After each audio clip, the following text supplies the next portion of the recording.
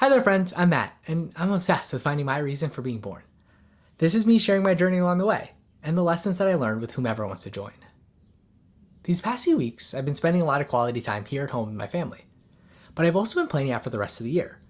The place that I'm going to visit, the people that I'm going to see, in addition to the logistics of getting from one place to another. Now, there have been a lot of factors that I've had to take into account in making these plans, but it's actually something that I have not had to focus on at all that I want to bring up today, on day 15 of my 100 Days of Gratefulness. That something is my health and the flexibility that it provides me to be able to get from one place to another.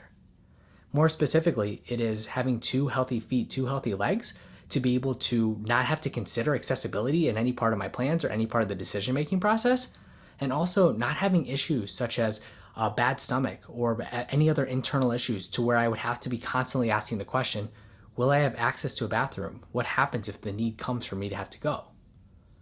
These are things that I've never had to consider really throughout my life, so I just took those as a given. That's just how it was for everybody. The harder part was being able to deal with getting the flight or figuring out your visa situation, etc. But it's in talking to some of my friends who do have to deal with these issues on a very regular basis that I realize my body for the gift that it really is. In the past, I would really only focus on my body whenever it would limit me, whenever it did not allow me to do a particular thing. And so it was always from that perspective of what it cannot do. But instead, I want to be able to change that perspective into focusing on what it can do all the time, because I think that that far outweighs the negatives. It far outweighs what I'm not able to do.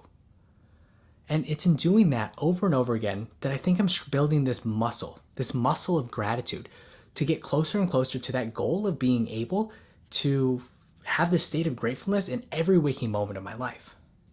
And so I'm thankful for my friends who share their perspective. I'm not thankful they have to go through it, but I'm grateful for their openness so that I'm able to gain a greater perspective on my own life. And I'm curious for you.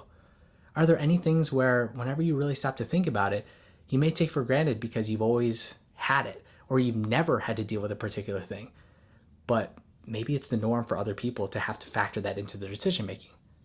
Maybe shining a light of gratitude on those may give you greater appreciation for right now, for this exact moment. But that's all that I have for today.